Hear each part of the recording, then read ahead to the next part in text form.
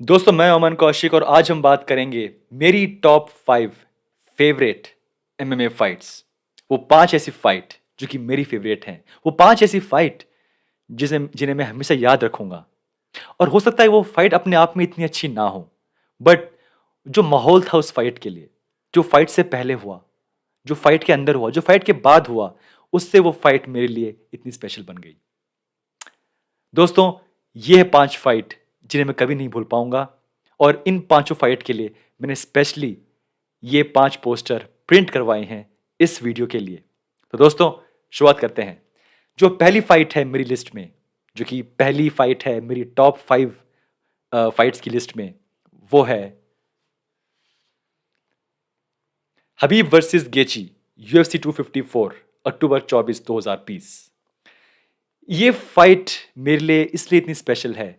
सबसे पहली बात तो ये, आप लोग जानते हैं, अगर आप लोग इस चैनल के फॉलो कर रहे हैं काफी टाइम से, कि ये पहली फाइट थी, ये पहला बड़ा कार्ड था, ये पहला पेपर व्यू था जिसको मैंने कवर किया था इस चैनल पे आपके लिए। और इस फाइट की हमने लाइव कमेंट्री की थी रात में 2 बजे, 2:30 बजे के आसपास।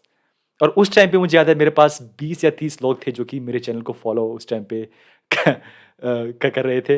एंड आई फेल्ट कि बट वो फाइट इतनी, उसके लिए जो हाइप थी वो इतनी ज़्यादा थी। लोग गेची को एक रियल चांस दे रहे थे कि ये बंदे के पास सब कुछ है। गेची के पास सब कुछ है, सारी स्किल्स हैं जो कि चाहिए हबीब को शिकस्त देने के लिए। ऑब्वियसली वो हो नहीं पाया। और जो जो परफॉर्म किया उस फाइट में खुद हबीब ने, and then he became emotional. फिर वो बोलते हैं मेरी लास्ट फाइट है, and then I became emotional. ये पूरी एक ऐसी फाइट थी जिसके बारे में जो हाइप थी, जो पूरी फाइट थी, जो फाइट फाइट के बाद हुआ, ये मेरे लिए बहुत ही स्पेशल फाइट है दोस्तों। और आई फील कि काफ़ी लोग को लगा होगा ये फाइट है, ये बहुत ही अच्छी थी।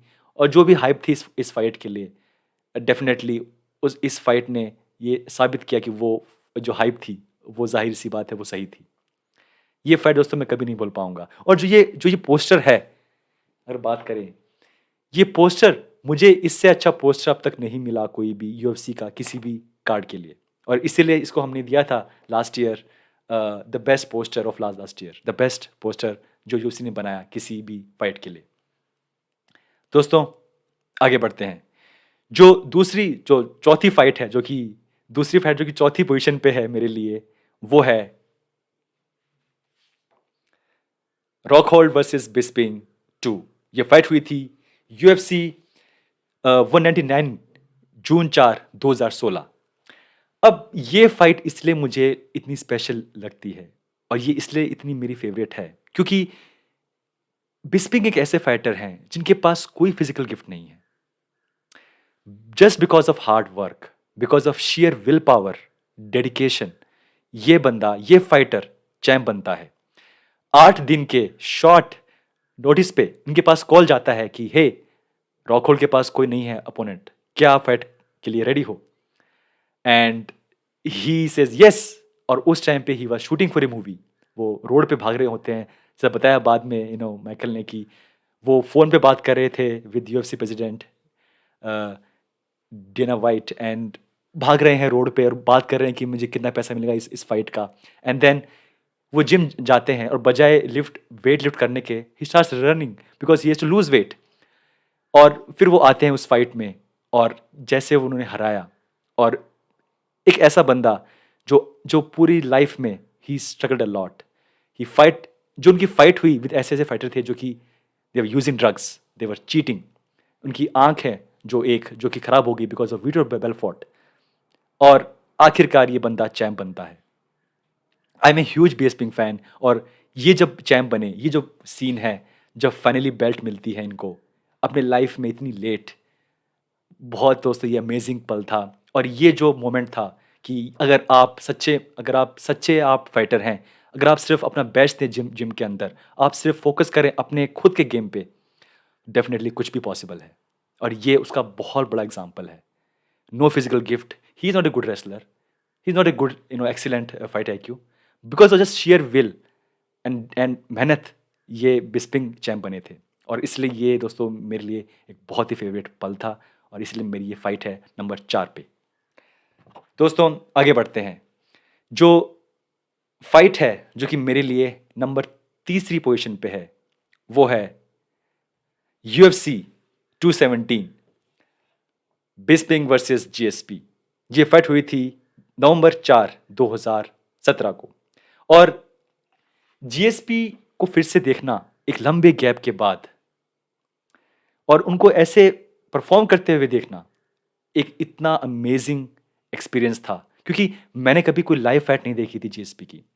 और जब वो आते हैं आफ्टर लॉन्ग गैप और एक डिवीजन छोड़ के आगे बढ़ते हैं to fight बिस्पिंग current champ.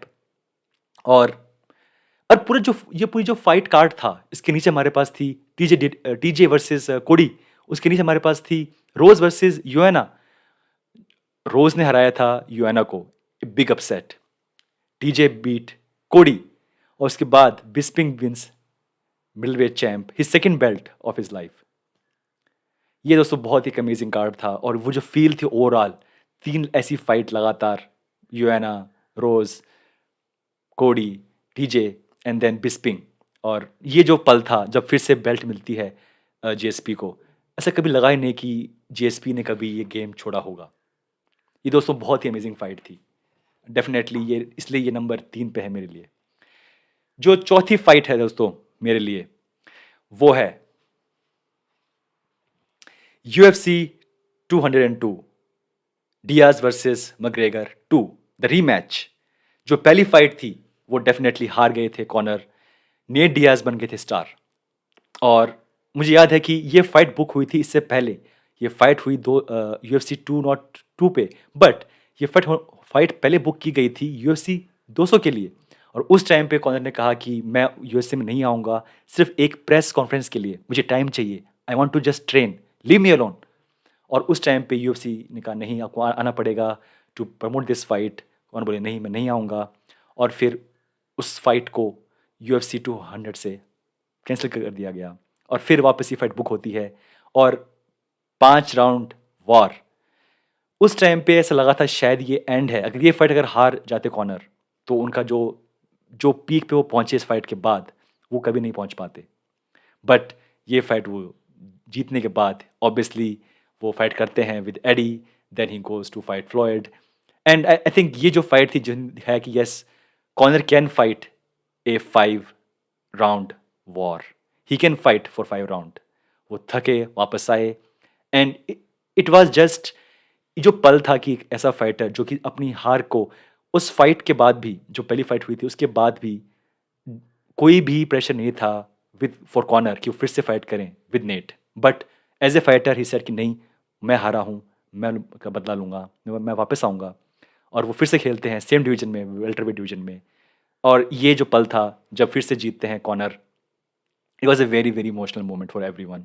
And definitely इस फाइट के बाद ही वो बने थे एक ट्रू स्टार, एक ट्रू स्टार तो पहले भी थे, ए ट्रू फाइटर।